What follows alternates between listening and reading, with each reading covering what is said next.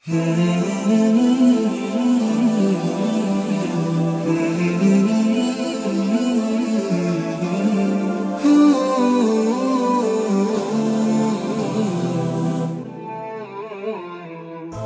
يجدد في المدى.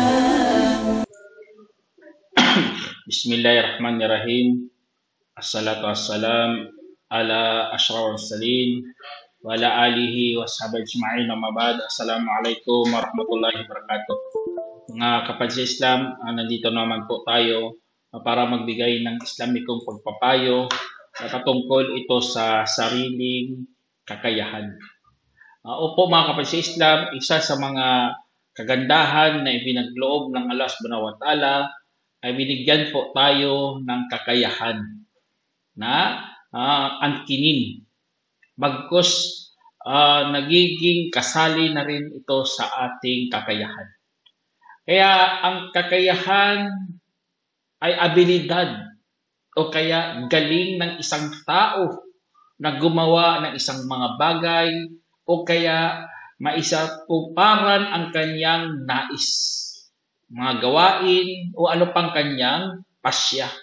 Maaari itong physical mga kapatid o kaya mental o kaya emotional o kaya technical. Kaya po ito ay hiram natin kay Allah Subhanahu wa Ta'ala. Bagkus ito ay nagiging isa sa mga pananagutan natin sa harap ng Allah Subhanahu wa Ta'ala.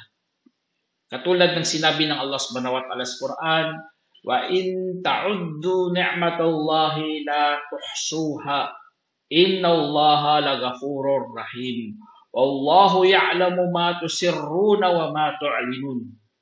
Sinabi ng Allah Subhanahu wa Ta'ala sa banal na Quran mga kapatid, at kung inyong bibilangin ang biyaya ng Allah ay hindi ninyo ito mabibilang. Katotohanan ng Allah ay talagang mapagpatawad na maunawain. At nalalaman ni Allah ang anumang inyong mga kinukubli at inyong mga pinapahayag. Kaya sa sinabi ng Allah Subhanahu wa Ta'ala dito mga kapatid, hindi natin mabibilang ang biyaya ng Allah Subhanahu wa Ta'ala. Kasi sa totoo lang, kakayahan natin, ang dami talagang kakayahan natin. Kakayahan matuto, kakayahan mag-isip, umawak, o ano pa dyan, lahat ng mga kakayahan, kung bibilangin mo yan lahat mga kapatid, halos hindi mo na yan mabilang-bilang. Ganun na ganun ang biyaya ng Allah Subhanahu wa Ta'ala na pinagkaloob sa atin. Ngunit mga kapatid, tandaan nyo ito, hindi tayo pinabayaan ng Allah. Bagkus siya nakatingin lang sa atin at alam niya kung ano ang iyong nililihim dito sa mundo o kaya ang mga pinapahayag mo, nilalantad mo, o ano pa dyan mga gawain na hayagan na ginagawa mo sa Allah Subhanahu wa Ta'ala. Kaya kung mabuti man mga kapatid, ay napakaganda yan mga kapatid. Kasi nga, kaya mapapansin nyo mga kapatid, ang Quran, lagi tayong pinapaalalahanan. Gusto niya na ang ating kakayahan matuto, magamit natin sa Allah Subhanahu wa Ta'ala. Kasi nasa loob po yan ng nais ng Allah. Gusto ng nais ng Allah, makapasok tayo sa patnubay. At kung nasa loob ka na ng patnubay, ay matutuwid ang iyong kaisipan, ang iyong paniniwala, ang iyong pananaw sa buhay, at iyon ang hantong talaga doon sa paraiso ng Allah Subhanahu wa Ta'ala, lugar na kalugod-lugod kay Allah Subhanahu wa Ta'ala. Kaya, kahit sa sinabi ng Allah dito sa Quran, sabi niya, inna hadihi tadhkirah, faman sha'a attakhadha ila rabbihi sabila, wa ma tasha'una illa ayyasha Allahu innallaha kana aliman hakima. Sinabi ng Allah Subhanahu wa Ta'ala, katotohanan ito ay isang paalala. Kaya ang sino mang nagnais ay tumahak tungo sa kanyang Panginoon. At wala kayong ninais maliban na kung nanaisin ng Allah at katotohanan si Allah nga ang maalam na marunong. Kaya dito sa sinabi ng Allah subhanahu wa ta'ala, mga kapatid, ang kakayahan natin na taglay, sa totoo lang, huwag kang lumampas dyan kasi nga nasa loob ka pa rin sa nais ng Allah subhanahu wa ta'ala. Kung meron kang nais, okay yun, napagandang yun kasi kalayaan natin yan eh. Ngunit nasa loob pa rin yan sa nais ng Allah subhanahu wa ta'ala. Ibig sabihin pala, hindi pa rin tayo makakatakas. Hindi tayo makakatakas. Kaya napakaganda ng turo ng Islam eh. Kasi nga, lagi natin sinasabi, Masya Allah, Insya Allah, La hawla wala quwata illa billah, kung sagado pa sa kagustuhan ni Allah, at kung nais ng Allah, walang kapangyarihan at walang lakas bukod kay Allah. Yun, napakagandang mga dikir to para ipapaalala sa sarili mo na ikaw na may taglay na sa kakayahan na yan ay nasa ilalim pa rin yan ng kontrol ng Allah subhanahu wa ta'ala. Ibig sabihin, hindi natin pinuputol talaga ang ating relasyon kay Allah subhanahu wa ta'ala. Binabalik natin yan.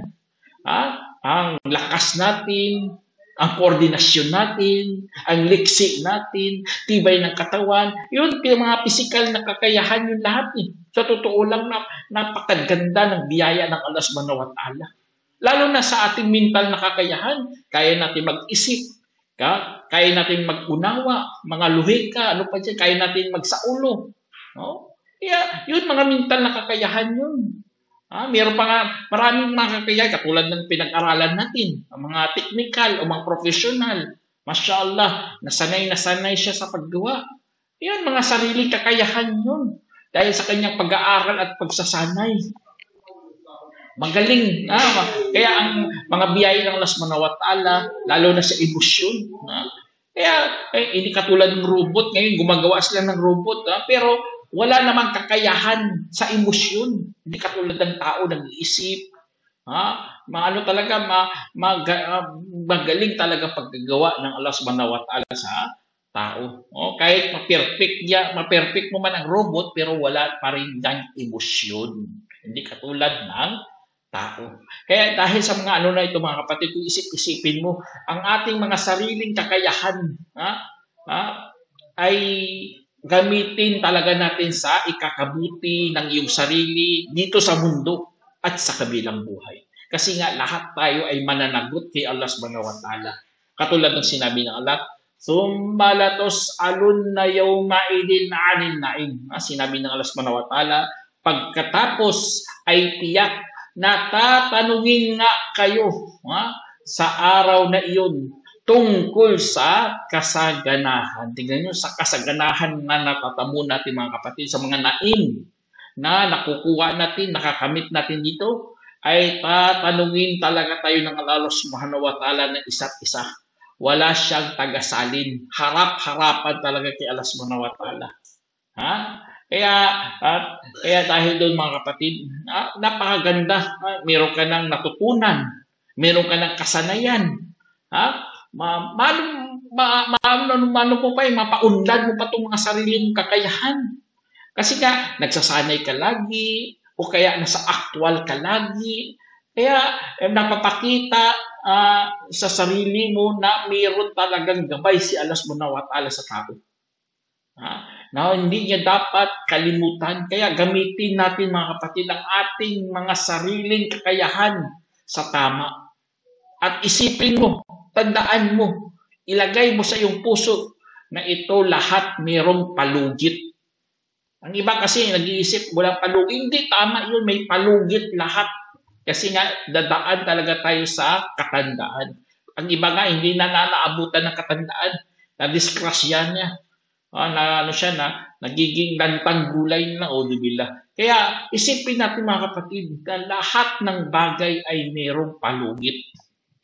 Katulad ng sinabi ng Allah subhanahu wa ta'ala sa Quran, awalam yatafakkaru fi anfusihim ma khalaqallahu samawati wal arda wa ma bainahuma illa bil haqqi wa ajalin musamma wa inna kathiran minan nasi bi liqa'i rabbihim lakafirun. Sinabi ng Allah subhanahu wa ta'ala, Sabi niya, hindi baga sila nagmumuni-muni sa kanilang mga sarili? Hindi nilikha ng Allah ang mga langit at lupa at anumang nasa pagitan ng dalawang ito, malibang merong katotohanan at nakatakdang palugit. At sa katiyakan marami sa mga tao sa pagkikipagtagpo sa kanilang Panginoon ay sadyang mga mapagtakwil. Kaya sa sinabi ng Allah subhanahu wa ta'ala dito, lahat, langit, lupa at sa pagitan nito, ibig sabihin lahat ng mga nilalangit sa mundo mga kapatid, yan, nilikha ng Allah na mayroong katotohanan at nakatakdang palugit. Hindi tayo makatakas dyan. Kahit anong abot ng iyong kaalaman, hindi ka pa rin makatakas sa nakatakdang palugit na nilagay ng Allah subhanahu wa ta'ala. Kaya gamitin natin itong ating mga sariling kakayahan sa kabutihan. Kaya kung ikaw ganun mga kapatid, napakaganda ng pamumuhay mo kasi nga mayroon kang relasyon kay Allah subhanahu wa ta'ala. Alam na alam mo talaga na ito ay pabalik lahat tayo kay Allah subhanahu wa ta'ala, na igabawiin din to balang araw sa atin. Kaya dahil doon mga kapatid, huwag natin gayahin ang mga hindi mga mananampalataya. Kasi nga sila ay tumatakwil.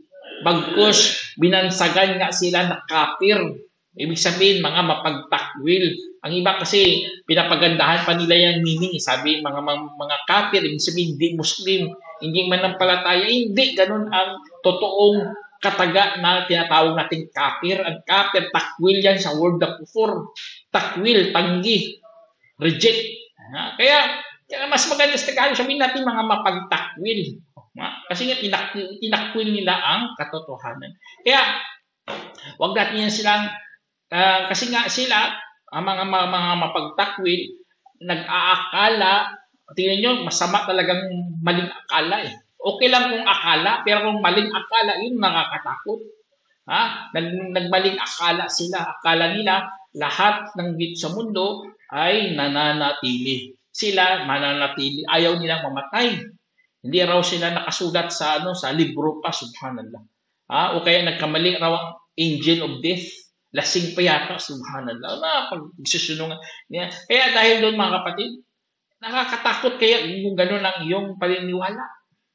Kasi nga, mayroon nga sinabi si Allah subhanahu wa ta'ala sa Quran, sabi niya, "Qul ara'aytum in akhadallahu sam'akum wa absarakum wa khatama ala qulubikum man ilahun ghayrullahi ya'tikum bih undur kayfa nusarriful ayati thumma hum yasdifun." Sinabi ng Allah subhanahu wa ta'ala sa banal na Quran, sabi niya, sabihin mo, sa tingin ba ninyo kung tatanggalin ng Allah ang inyong mga pandinig at inyong mga paningin at silyuhan ang inyong mga puso, sino kayang Diyos bukod pa kay Allah na magdadala nito? Tignan mo kung paano namin pa iniiba-iba ang mga tanda at pagkatapos ay tumatalikod pa sila. Kaya auzubillah. Tingnan nyo, tumatalikod pa sila. Harap-harapan yan, iniiba-iba na ng Allah subhanahu wa ta'ala mga tanda niya. Wala namang isang lang kukunin ng Allah. Tingnan nyo, ang tao malusog nga. Malakas sa pangangatawan niya. Bata pa siya, pero tinanggalan ng kanyang pag-iisip. Kaya, baliw talaga. Hindi na gumagalaw ng maayos. Hindi niya maalaga kanyang sarili. O kaya, iba na naman, batang-bata pa, pero na-disgrasya. Nagiging lantang gulay na siya. Tingnan nyo, ganun na ganun mga kapatid. Wala talaga tayong magagawa kung kukunin na ng Allah subhanahu wa ta'ala ang isa sa mga biyaya niya. Kaya tingnan nyo, wala, tapos ikaw mananalangin sa ibang Diyos, mananalangin kay Kristo. Hindi naman may Diyos pa si Kristo. Tapos ikaw doon ka kay Kristo na nanalangin. O kaya mananalangin ka kay Buddha. Na si Buddha, nilalang din. Ibig sabihin, mayroon tagapaglikha. Kaya, yun yung isa sa mga natin mga kapatid. Dapat kasi ang Allah lamang ang kayang magbalik sa lahat ng ating mga biyaya na tinatamo. Kaya alamin mong kapatid, ang ating mga sariling kakayahan. Ano ba sariling kakayahan natin? May binigay si Allah subhanahu wa ta'ala na isa sa mga pinakamahalagang kakayahan. Ano yun? Tulad ng sinabi ng Allah subhanahu wa ta'ala, sabi niya, wa aqim wajhaka lid-dini hanifa fitratallahi allati fatara an-nasa 'alayha la tabdila li khalqillahi dhalika ad-dinul qayyim walakin aktsara an-nasi la ya'lamun. Na sinabi ng Allah subhanahu wa ta'ala, mga kapatid, kaya't ibaling mo ang iyong mukha para sa reliyon ng may paninindigan, katalagahan ng Allah na kanyang inilikha sa mga tao na walang pagbabago para sa paglikha ng Allah. Iyan ang matuwid na relihiyon, ngunit karamihan sa mga tao ay hindi nakakabatid. Yun palang sariling kakayahan tinutukoy dito, ang fitratullah, ang katalagahan ng Allah. Kasi nga itong isa sa mga dapat mong alamin niya, alamin ng Diyos mo. Kasi kung hindi mo alam Diyos mo, ligaw ka talaga. Maliligaw ka sa tamang landas. Kaya kung ikaw nagbulag-bulagan ka, o nag-ano ka pa dyan, mali yun. Kaya ang sariling kakayahan natin, mga kapatid, oo, sa unang yugto, mahirap talaga. Kasi ano pa yan nagsisimula ka pa lang matuto, nagsisimula ka pala sa pagsasanay, kailangan mo ng mga lakas, kailangan mo ng tulong ng Allah, tapos kailangan mo rin mga tulong ng iba. Kasi nasa stage ka pa lang ng pag-aaral. Binubuo mo pa rin ang iyong pagkatao, ang iyong mga sariling kakayahan. Ngunit mga kapatid, itong napakasakit sa lahat. Sa time na natuto na siya, sa time na tumayo na siya sa sarili niyang paa, naging matatag na siya, pinuputol naman niya ang ugnayan niya sa Diyos at nanalig na siya sa kanyang sariling kakayahan. Kaya tuloy, ipapahamak niya yun sa araw ng paghuhukom. Allah musta'an.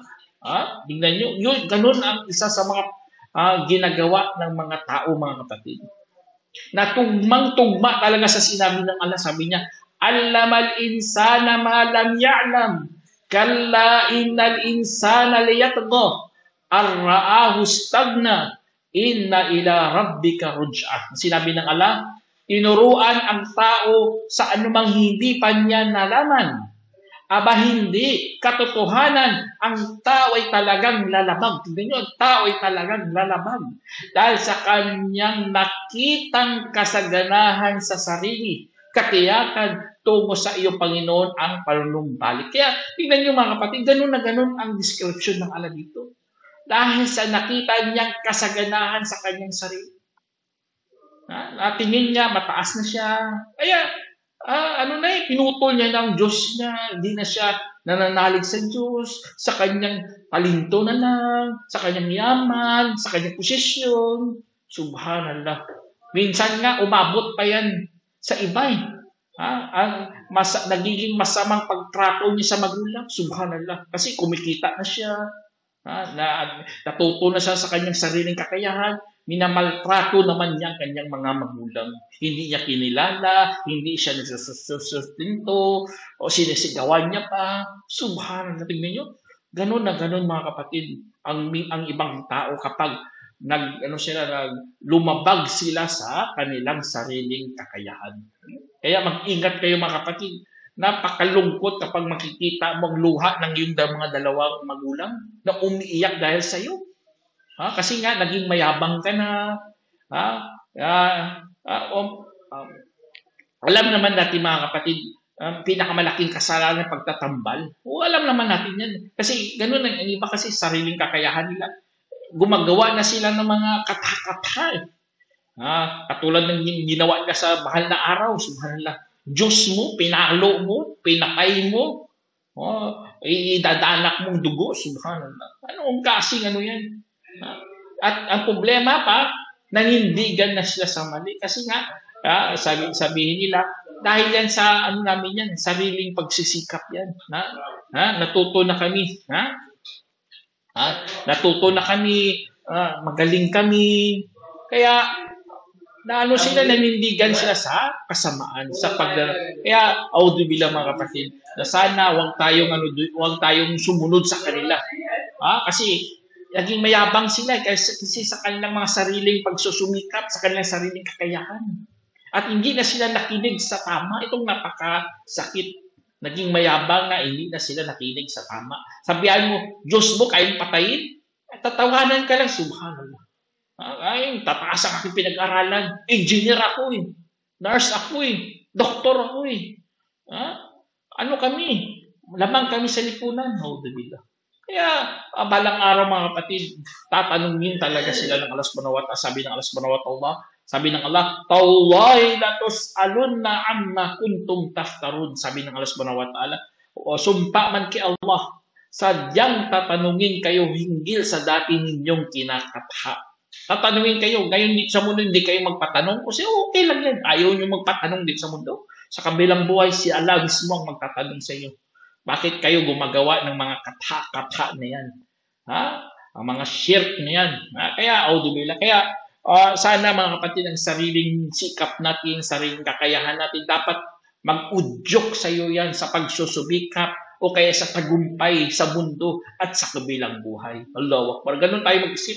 Hindi lang makamundo. Gusto natin makapangkabilang buhay rin na tagumpay. Hindi lang dito. Yung iba kasi pinupul nila eh. Dito lang sa mundo. Kaya mali po yan mga kapatid. Kaya ang kaya mo na yan, gawin mo. Lalo na sa batas ng Islam, abot lang ng iyong makayanan. Kung anong sariling kakayahan mo sa mga batas ng Islam, wala problema. Kasi yan lang kaya mo eh. Katulad sa inulat ni Abu Hurairah radhiyallahu anhu na sinabi ng Propeta sallam, pabayaan ninyo ako sa anumang aking iwan sa inyo. Tunay na nawasak ang sinumang bago pa sa inyo dahil sa kanilang pagtatanong at pagsasalamutan sa kanilang mga propeta. Kaya kung ipinagbawal ko sa inyo ang isang bagay ay inyong layuan.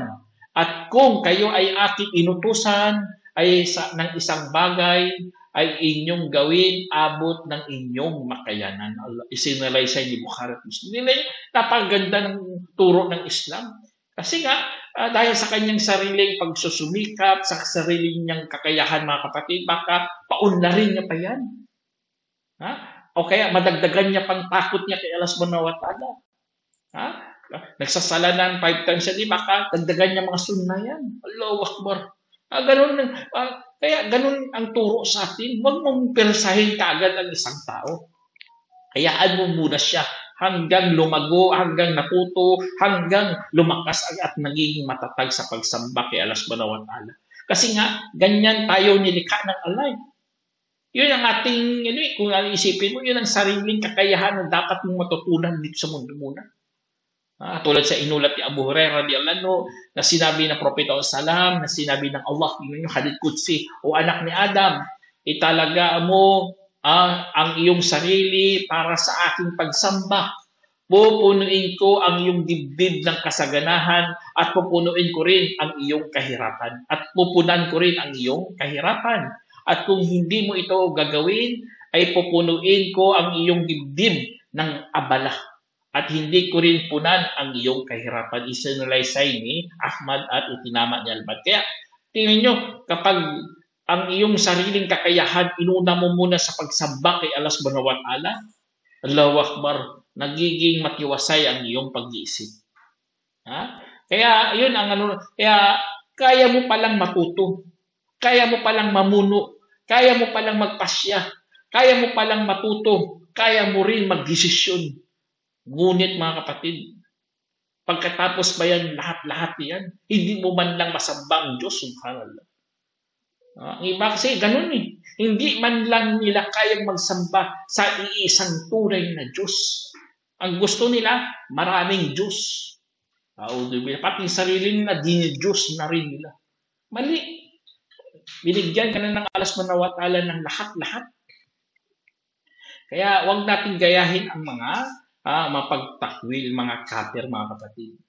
Tingnan nyo, isa sa mga kwentong sawi niya mga taong kwentong sawi sa Quran. Sabi ng Allah subhanahu wa ta'ala, Walaula id dakhalta jannataka qulta ma syaa Allahu la quwwata illa billah in tarani ana aqalla minka malan wa walada. Sinabi ng Allah dito, at sana nang pumasok ka sa iyong taniman ay yung sinabi, ano mang ang ninais ng Allah, walang lakas kundi sa Allah, kahit nakita mo pa ako ng mas kaunti kaysa sa iyo sa yaman at sa anak. Tingnan niyo yung tao na ito, pinapaalalahanan siya. Tapos ang tao na ito, nagbibigay ng payo na mahirap, kaunti lang anak, pero pinapayuhan pa rin ang mayaman. Pero ang ginawa ng mayaman, hindi siya nakinig, kaya pinurusahan siya. So kung babasahin mo sa Surah Al-Kahf to, yung kwento na ito, makikita mo ito na ang tao na pinarusahan ng Allah subhanahu wa ta'ala. Kasi nga, nagmalaki siya. Tapos sinabi niya na hindi na to maglalaho ang kayamanan ko. At kung maibalik ako doon sa araw paghukom, makikita mo pa rin na maganda pa rin ang aking pamumuhay. Subhanallah. Ganun ang kanyang sukatan. Kung mahal ka lang Diyos, dapat masagana ang iyong buhay rin dito sa mundo. Mali. Pag subok lahat ka ng Diyos, hindi yan ibig mahal ka ng Diyos. Kaya kung ikaw nagkamali sa paggamit ng iyong sariling kakayahan, mga kapatid, kung marunong ka, engineer ka, doktor ka, sabi, mahal ako ng Diyos, subhanallah. Hindi yan sukatan. Mayaman ka, sabi mo, God love me. Billah, wag mong gawin, pagsubok yan. Kung hindi ka susunod sa Diyos, hindi ka rin mamahalin ng Diyos. Dapat sumunod ka muna para mahalin ka ng Allah subhanahu wa ta'ala. Kaya napaganda mga kapatid ng katuruan ng Islam sa sariling kakayahan mo. At huwag mo talagang iasa lagi sa sarili mo yan. Meron nga dito sa kwento kwento ni Propeta Hud. Sabi niya sa Quran, Ya qaumi istaghfiru rabbakum thumma tubu ilayhi yursilus sama alaykum midrara wa yazidkum quwwatan ila quwwatikum wa la tatawallaw mujrimin. Sinabi ni Hud. Sabi niya, o aking mamayan, hindi kayo humingi kayo ng kapatawaran sa inyong Panginoon at pagkatapos ay magbalik loob kayo sa Kanya.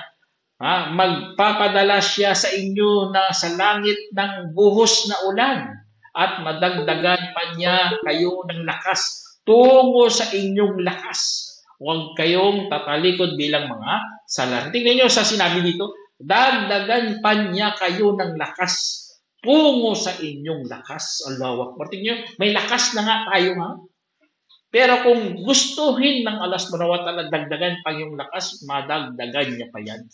Ganun po tayo, huwag tayo magyabang. Kung malakas ka, huwag ka magyabang.